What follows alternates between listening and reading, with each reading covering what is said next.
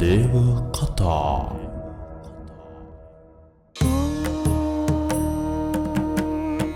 चतुर्मुखाय विद्महे हंसरूढाय धीमहि तन्नो ब्रह्मा प्रचोदयात्।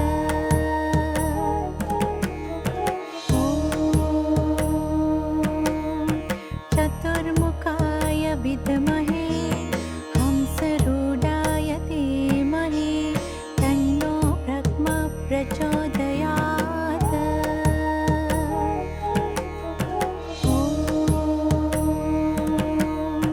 चतुर्मुखाय विद्महे हंसरूढाय धीमहि तन्नो ब्रह्मा प्रचोदयात्।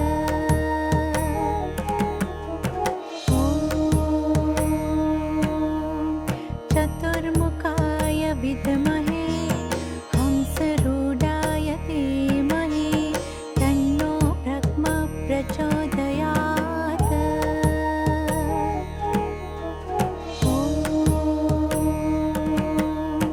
चतुर्मुखाय विद्महे हंसरूढाय धीमहि तन्नो ब्रह्मा प्रचोदयात्।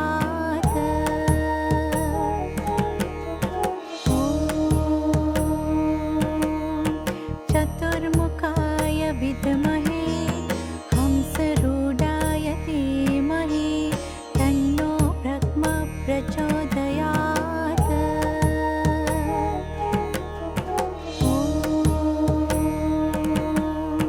चतुर्मुखाय विद्महे हंसरूढाय धीमहि तन्नो ब्रह्मा प्रचोदयात्।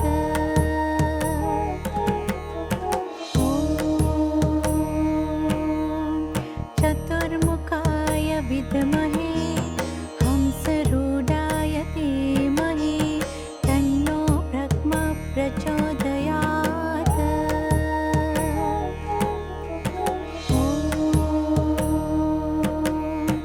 चतुर्मुखाय विद्महे हंसरूढाय धीमहि तन्नो ब्रह्मा प्रचोदयात्।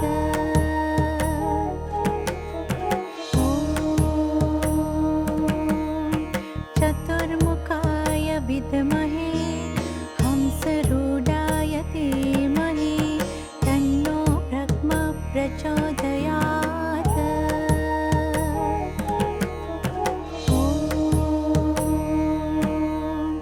चतुर्मुखाय विद्महे हंसरूढाय धीमहि तन्नो ब्रह्मा प्रचोदयात्।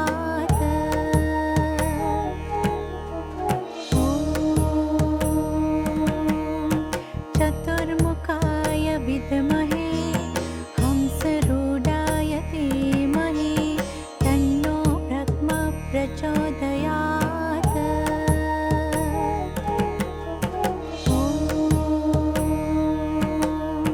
चतुर्मुखाय विद्महे हंसरूढाय धीमहि तन्नो ब्रह्मा प्रचोदयात्।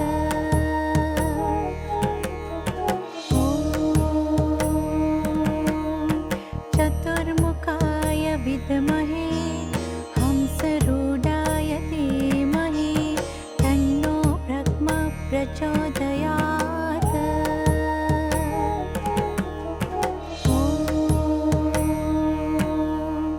चतुर्मुखाय विद्महे हंसरूढाय धीमहि तन्नो ब्रह्मा प्रचोदयात्।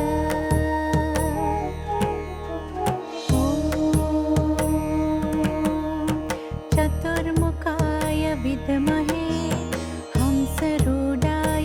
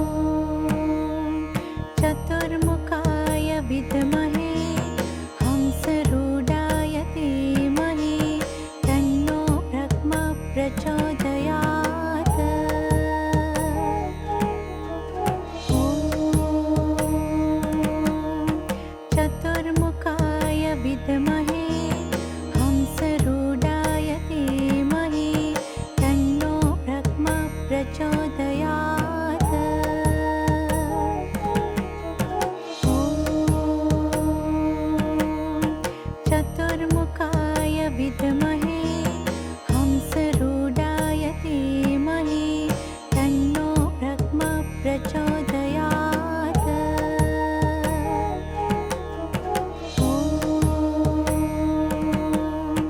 चतुर्मुखाय विद्महे हंसरूढाय धीमहि तन्नो ब्रह्मा प्रचोदयात्।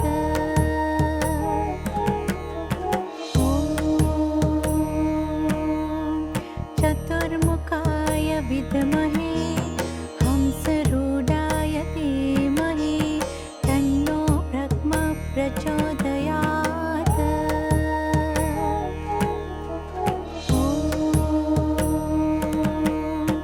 चतुर्मुखाय विद्महे हंसरूढाय धीमहि तन्नो ब्रह्मा प्रचोदयात्।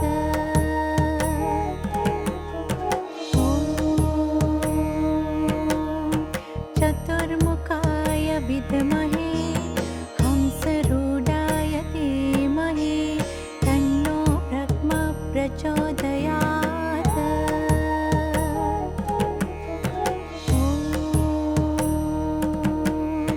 चतुर्मुखाय विद्महे हंसरूढाय धीमहि तन्नो ब्रह्मा प्रचोदयात्।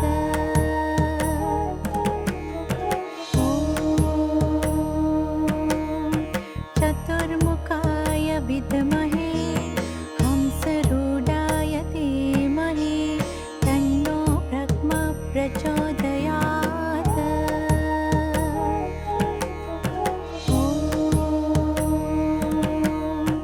चतुर्मुखाय विद्महे हंसरूढाय धीमहि तन्नो ब्रह्मा प्रचोदयात्।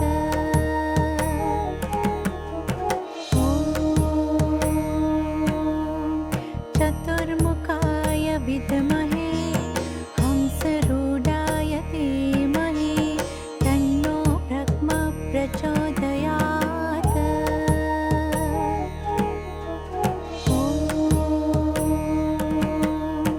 चतुर्मुखाय विद्महे हंसरूढाय धीमहि तन्नो ब्रह्मा प्रचोदयात्।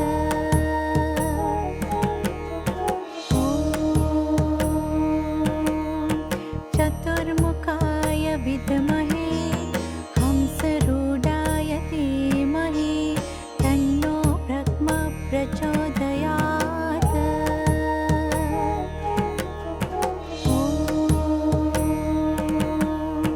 चतुर्मुखाय विद्महे हंसरूढाय धीमहि तन्नो ब्रह्मा प्रचोदयात्।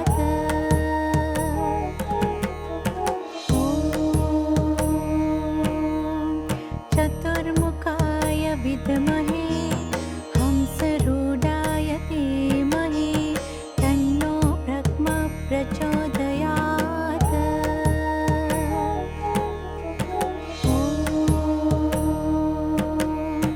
चतुर्मुखाय विद्महे हंसरूढाय धीमहि तन्नो ब्रह्मा प्रचोदयात्।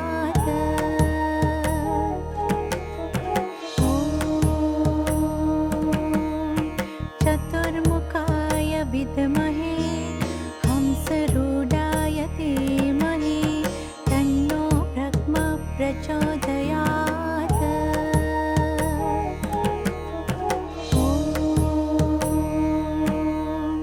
चतुर्मुखाय विद्महे हंसरूढाय धीमहि तन्नो ब्रह्मा प्रचोदयात्।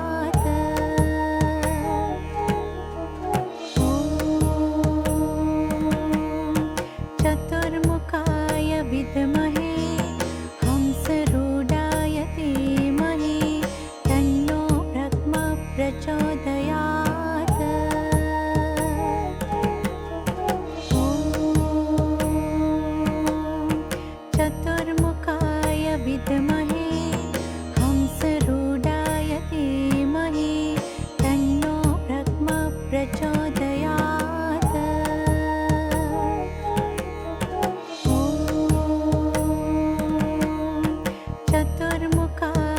विद्महे हंसरूढाय धीमहि तन्नो ब्रह्मा प्रचोदयात्।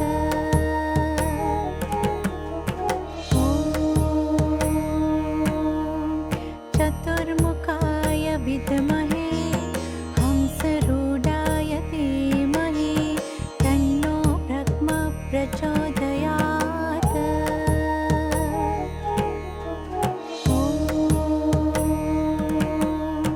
चतुर्मुखाय विद्महे हंसरूढाय धीमहि तन्नो ब्रह्मा प्रचोदयात्।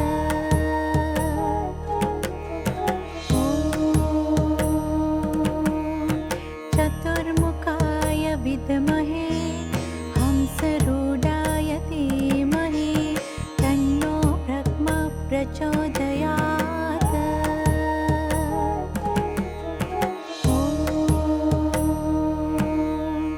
चतुर्मुखाय विद्महे हंसरूढाय धीमहि तन्नो ब्रह्मा प्रचोदयात्।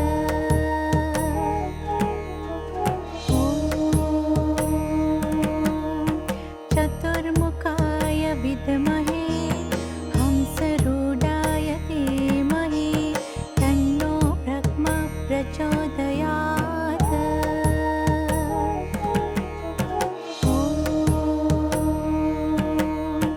चतुर्मुखाय विद्महे हंसरूढाय धीमहि तन्नो ब्रह्मा प्रचोदयात्।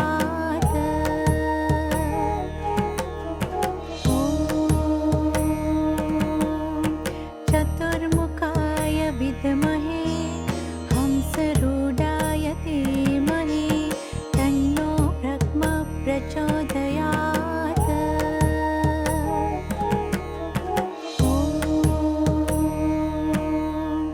चतुर्मुखाय विद्महे हंसरूढाय धीमहि तन्नो ब्रह्मा प्रचोदयात्।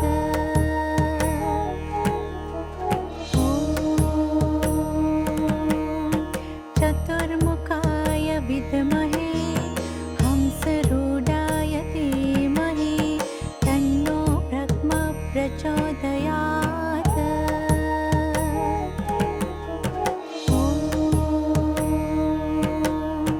चतुर्मुखाय विद्महे हंसरूढाय धीमहि तन्नो ब्रह्मा प्रचोदयात्।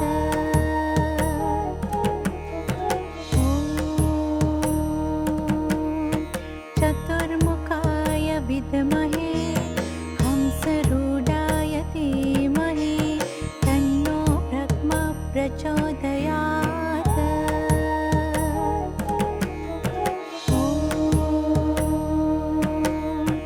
चतुर्मुखाय विद्महे हंसरूढाय धीमहि तन्नो ब्रह्मा प्रचोदयात्।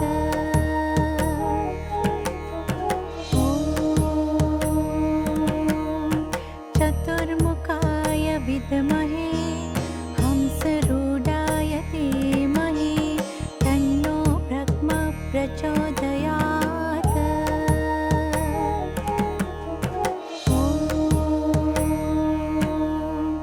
चतुर्मुखाय विद्महे हंसरूढाय धीमहि तन्नो ब्रह्मा प्रचोदयात्।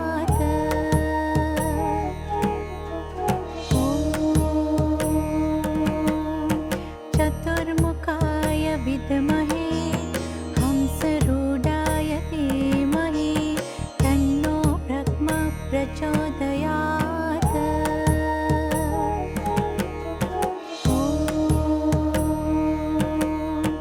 चतुर्मुखाय विद्महे हंसरूढाय धीमहि तन्नो ब्रह्मा प्रचोदयात्।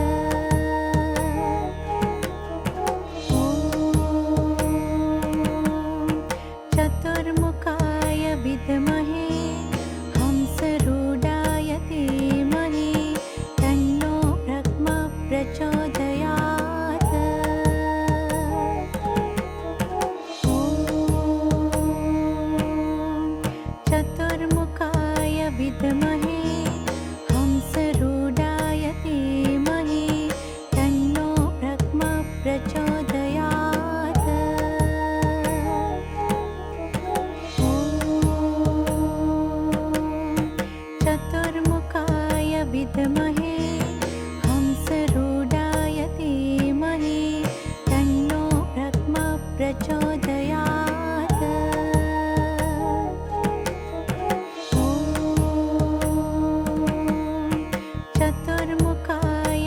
विद्महे हंसरूढाय धीमहि तन्नो ब्रह्मा प्रचोदयात्।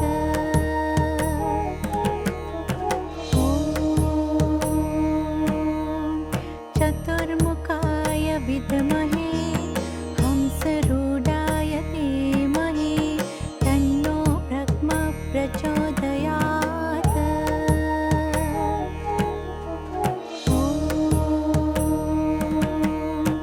चतुर्मुखाय विद्महे हंसरूढाय धीमहि तन्नो ब्रह्मा प्रचोदयात्।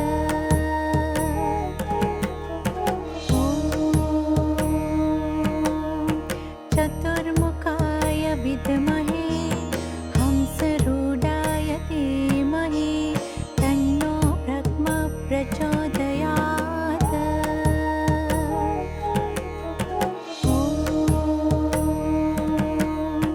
चतुर्मुखाय विद्महे हंसरूढाय धीमहि तन्नो ब्रह्मा प्रचोदयात्।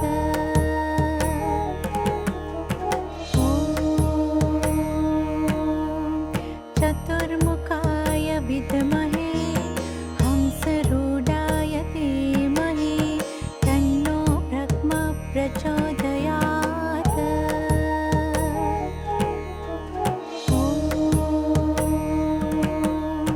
चतुर्मुखाय विद्महे हंसरूढाय धीमहि तन्नो ब्रह्मा प्रचोदयात्।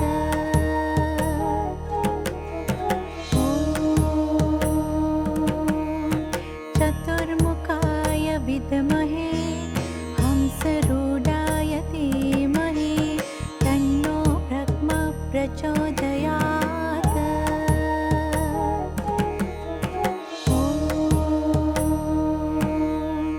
चतुर्मुखाय विद्महे हंसरूढाय धीमहि तन्नो ब्रह्मा प्रचोदयात्।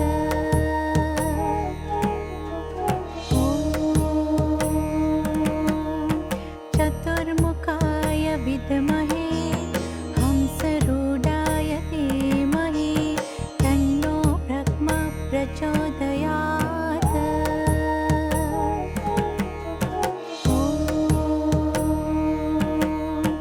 चतुर्मुखाय विद्महे हंसरूढाय धीमहि तन्नो ब्रह्मा प्रचोदयात्।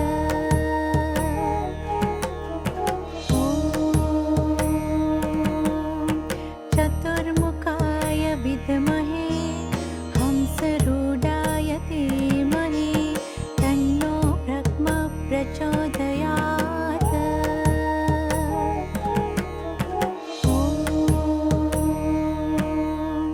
चतुर्मुखाय विद्महे हंसरूढाय धीमहि तन्नो ब्रह्मा प्रचोदयात्।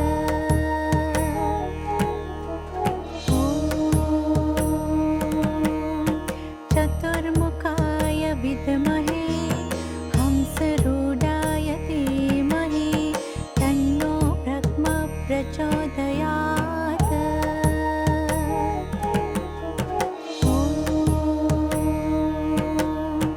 चतुर्मुखाय विद्महे हंसरूढाय धीमहि तन्नो ब्रह्मा प्रचोदयात्।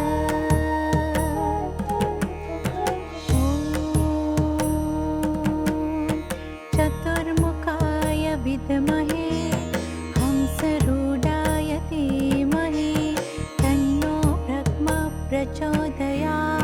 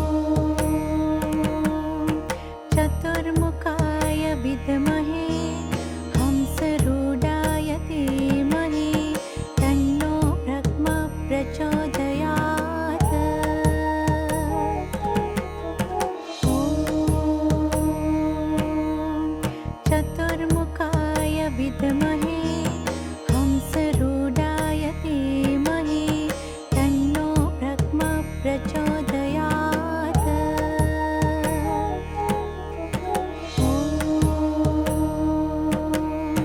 चतुर्मुखाय विद्महे हंसरूढाय धीमहि तन्नो ब्रह्मा प्रचोदयात्।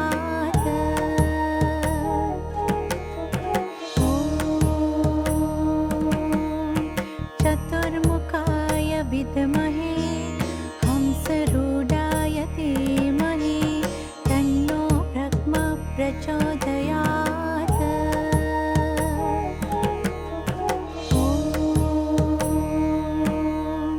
चतुर्मुखाय विद्महे हंसरूढाय धीमहि तन्नो ब्रह्मा प्रचोदयात्।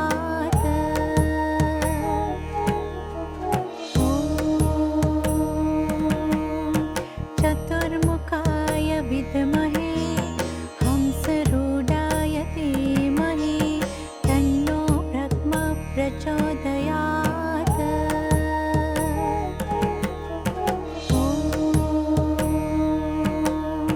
चतुर्मुखाय विद्महे हंसरूढाय धीमहि तन्नो ब्रह्मा प्रचोदयात्।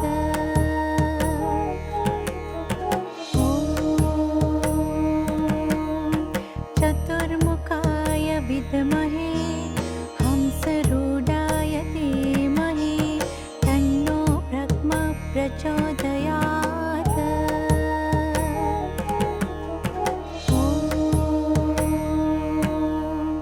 चतुर्मुखाय विद्महे हंसरूढाय धीमहि तन्नो ब्रह्मा प्रचोदयात्।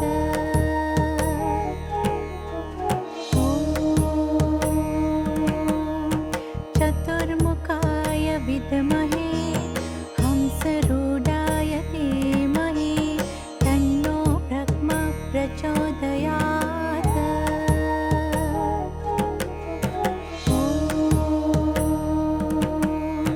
चतुर्मुखाय विद्महे हंसरूढाय धीमहि तन्नो ब्रह्मा प्रचोदयात्।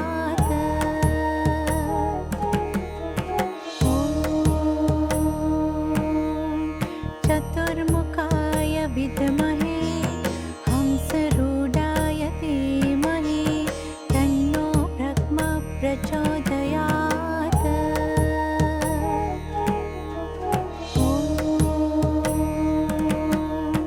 चतुर्मुखाय विद्महे हंसरूढाय धीमहि तन्नो ब्रह्मा प्रचोदयात्।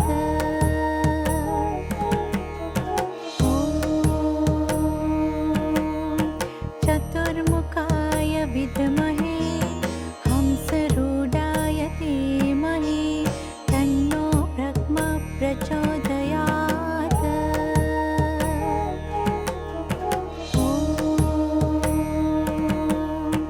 चतुर्मुखाय विद्महे हंसरूढाय धीमहि तन्नो ब्रह्मा प्रचोदयात्।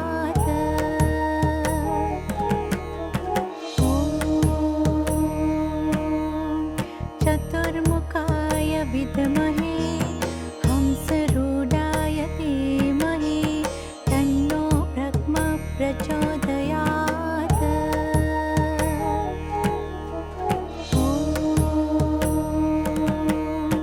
चतुर्मुखाय विद्महे हंसरूढाय धीमहि तन्नो ब्रह्मा प्रचोदयात्।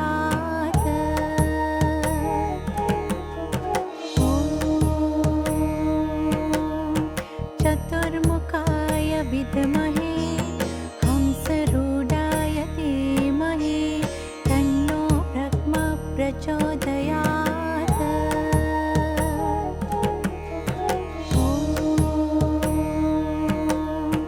चतुर्मुखाय विद्महे हंसरूढाय धीमहि तन्नो ब्रह्मा प्रचोदयात्।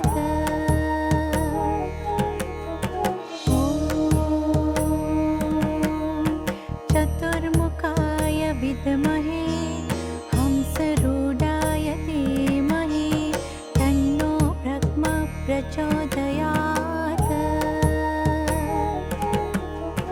ॐ चतुर्मुखाय विद्महे हंसरूढाय धीमहि तन्नो ब्रह्मा प्रचोदयात्। ॐ